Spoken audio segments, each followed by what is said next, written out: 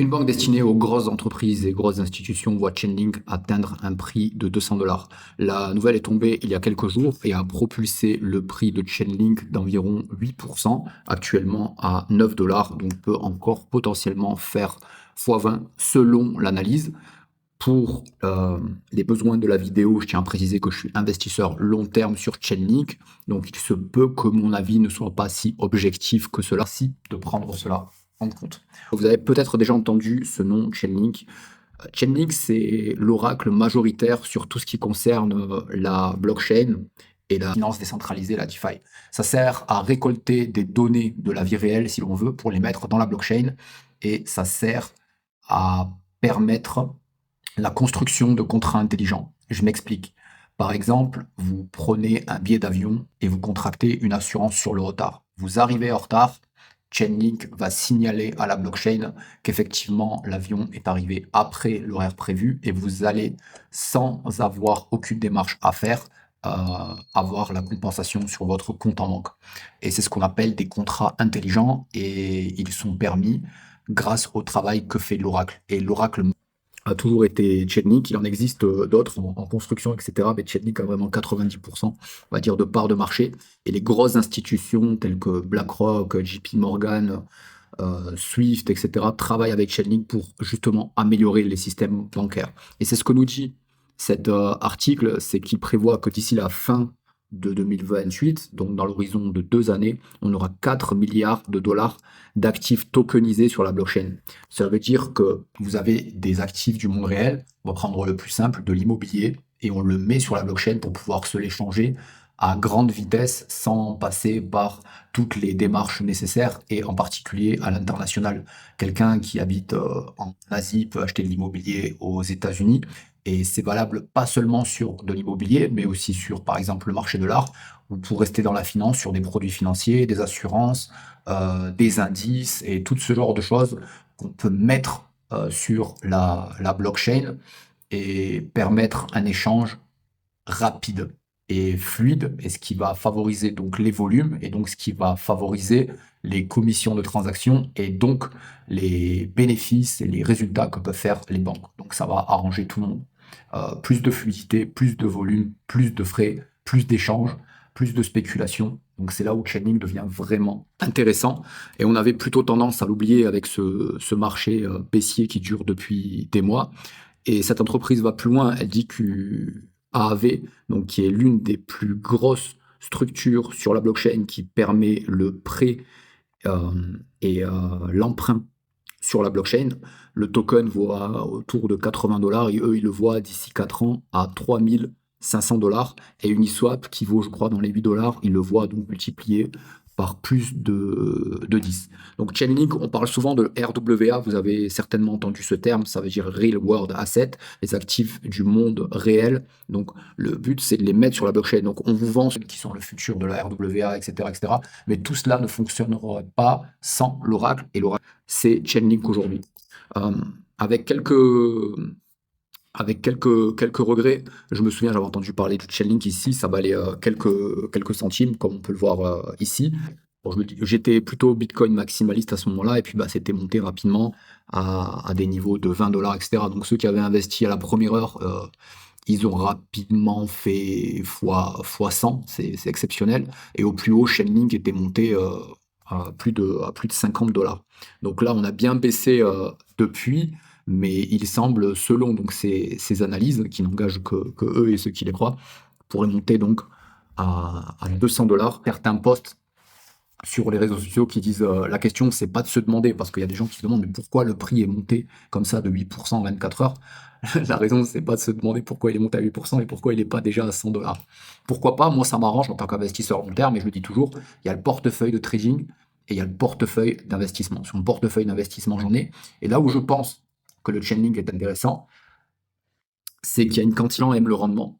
Et sur tous les tokens de Chainlink qui existent, il y a seulement un petit peu moins de 41 millions de Chainlink qu'on peut mettre ici en staking pour faire fonctionner le système d'Oracle et de frais, parce que oui, évidemment, Link, c'est une entreprise qui génère des frais avec tous les services qu'elle propose, et donc c'est payé en Link, donc il y a une pression acheteuse de Link, et ça génère un rendement de 4,32%, ce qui est un rendement supérieur à Ethereum, sans forcément être un expert technique, puisqu'on n'a pas besoin de monter un nœud validateur, il faut simplement avoir les links sur son portefeuille et les mettre à disposition. Mais par contre, si on s'en va, si moi par exemple je laisse ma partie des quelques lignes que j'ai, soyez sûr que quelqu'un va prendre la place et il va pas partir. Et moi je me suis dit en commençant ce marché baissier, peu importe, j'accepte la volatilité, je suis sur portefeuille de long terme, ça génère du rendement, je pense que le link est fait pour acheter et ne jamais vendre comme des actions Coca-Cola, McDonald's à l'époque de Warren Buffett. Il faut absolument, je pense, avoir du link, ne pas les vendre et possiblement les mettre en staking pour générer un qui est vraiment intéressant sur un actif qui monte, puisqu'on voit l'investissement de départ augmenter, plus être payé en ligne, donc potentiellement aussi le rendement augmenter. Donc sur tous les links qui existent, on va regarder ensemble combien il y en a. Je ne connais pas la supply par cœur, je vais la redécouvrir ici. Total supply, donc ça veut dire qu'ils peuvent aller jusqu'à 1 milliard. La quantité maximale est de 1 milliard, donc entre ceux qui sont détruits et ceux qui sont mintés, donc parce que vous voyez qu'ici, dans le staking, on a un rendement, ce rendement est en link, donc c'est certes des nouveaux links qui sont créés, mais entre ceux qui sont détruits et ceux qui sont créés aujourd'hui, on a une circulation de 748 millions. Et ça vaut, la capitalisation totale aujourd'hui est valorisée à 7 milliards.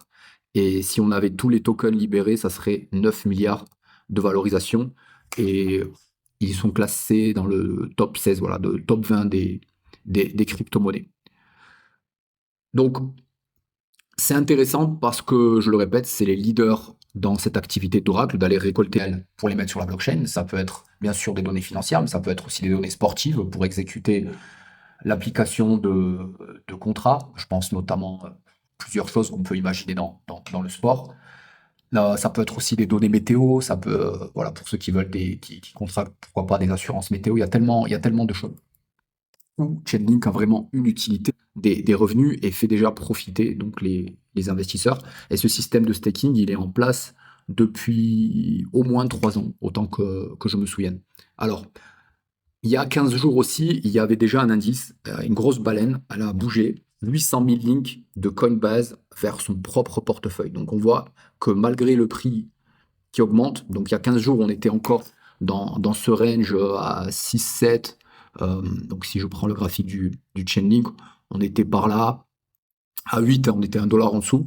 Bah, à ce prix-là, il y a une baleine qui a dit non, et moi je vais en prendre 800 000. C'est absolument, absolument fou. Et je vais les mettre sur mon propre portefeuille. Donc, il y a une espérance énorme sur le link. Et là où c'est intéressant, c'est que cette nouvelle qui est sortie récemment sur ce journal, la CoinGhype, mais il y avait encore d'autres médias destinés à la crypto-monnaie qui en parlaient. Moi, j'ai un signal qui s'est activé ici, mais j'ai choisi de l'ignorer volontairement. Donc là, pour l'instant, j'ai eu tort, mais je vais expliquer pourquoi j'ai choisi de l'ignorer. Ici, on a la moyenne mobile à 200 jours, et pour moi, ça avait clôturé timidement au-dessus pour devenir long, pour devenir donc haussier. Et au vu de ce que fait la capitalisation totale des altcoins, c'est-à-dire tout le marché sans le Bitcoin et Ethereum, on est sur un support qui me semble fragile, et on est au bord du précipice, puisque si on tombe, on est, en plus d'être baissier, encore plus fortement baissier, on va tomber vraiment dans une impulsion qui peut nous mener je ne sais où, puisqu'on voit qu'on est aussi timide sur le volume, la force acheteuse, puisqu'on est légèrement survendu au bord d'un précipice. Donc je me suis dit, ça sent mauvais, d'autant plus que le Bitcoin, qui est le leader sur le marché, est lui-même baissier. Il est toujours en dessous de sa moyenne mobile, et si j'enlève tous ces indicateurs et qu'on regarde simplement les moyennes mobiles à 200 et 50 jours, on est même repassé légèrement en dessous de la 50 jours, et j'attends statistiquement une baisse, puisque le mois d'août, je l'avais dit, il est majoritairement baissier, et quand on est à ce moment-là du cycle, on a toujours un moment où on range, où les gens disent que le bottom est in. Je pense que vous avez vu pas mal de posts sur les réseaux sociaux qui disent que le bottom est fait. Et on a toujours une dernière jambe baissière. Et si vous avez regardé la dernière vidéo sur le H-Ribbon, je la recommande, puisque aussi, avant d'avoir la reconstruction haussière, on a toujours un H-Ribbon qui se remet en place. Et là, il est toujours pas apparu. C'est même plutôt l'inverse qui se produit, puisque le hash-ribbon, c'est la force de calcul sur le Bitcoin. Cette force de calcul, elle augmente quand on a plus de machines à disposition du réseau. Ces machines sont gérées par ce qu'on appelle les mineurs.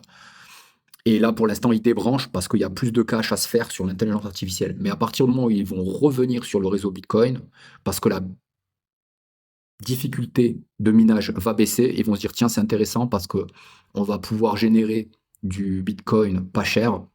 Donc ils vont rebrancher et on va avoir une pastille bleue comme ça qui va s'activer. Parfois, elle s'active un petit peu trop tôt, mais par exemple, il y a 4 ans, elle s'est activée en juillet et on a eu la baisse de FTX, la chute de FTX qui a fait baisser le Bitcoin vers les 16 000 dollars de manière très brève. Et ensuite, on a eu le hash-ribbon et là, on était parti pour 3 ans de hausse. Donc, passé, à partir du moment où il s'est activé, on était à 19 000 dollars.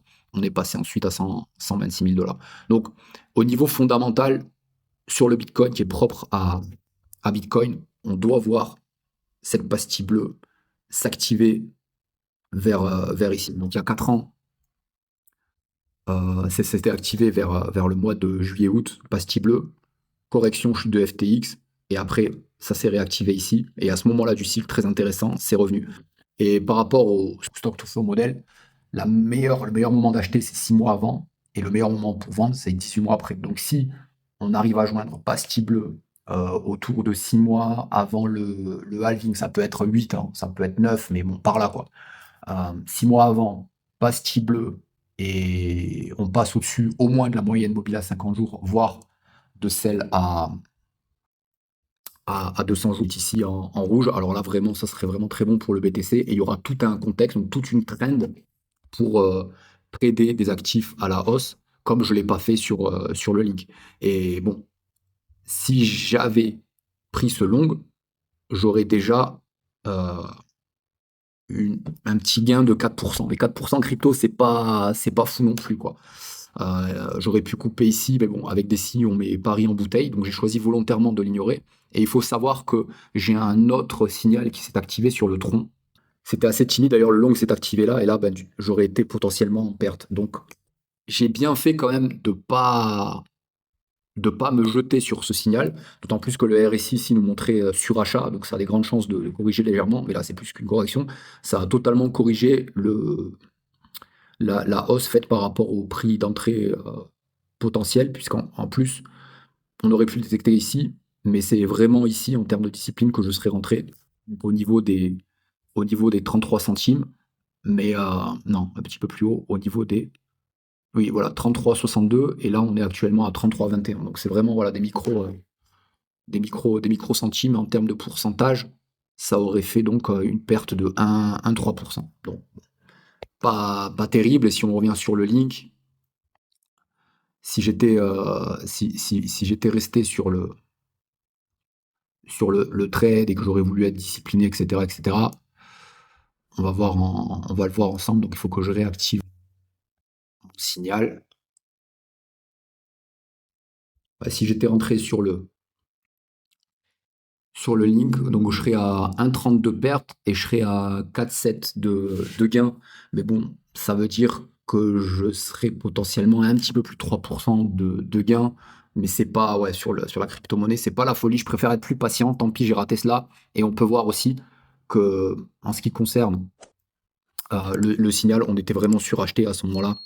Donc je me suis dit, je préfère une confirmation d'un autre niveau pour repasser à la hausse et d'avoir une trend haussière à la fois sur le Total 3, qui est vraiment trop près du support selon moi, et à la fois sur Bitcoin pour vraiment m'enflammer à la hausse, puisque la dernière fois que j'avais pris un pari à la hausse alors qu'on était baissier, c'était sur Asterdex, ça avait été perdu, et c'était sur Bio, ça avait été perdu, et ça avait été sur le Ordi. Voilà, c'était sur le Ordi et le Bio, le Aster, je crois pas. Donc c'était sur le Ordi et le Bio. Intéressant. Voilà. Comme on dit, la trend is your friend. Voilà, la tendance est ton ami en trading, et la tendance pour l'instant elle n'est pas là, mais elle est sur le point d'arriver. Je répète, la pastille bleue sur le Bitcoin, le timing sur le stock to flow model, puisque le D4 est toujours d'actualité. Est-ce qu'on a fait le bottom? Je ne pense pas. Est-ce qu'on peut aller plus bas? Oui, je pense. De combien? J'en ai aucune idée, ça peut s'arrêter à 50, 40, 30, on verra bien, l'avenir nous le dira. Mais ce qui est certain, c'est qu'il faut construire votre plan, le suivre contre toute tempête et ne jamais abandonner, car c'est avec la persévérance que vous atteindrez le succès. Je vous dis à très bientôt. Ciao.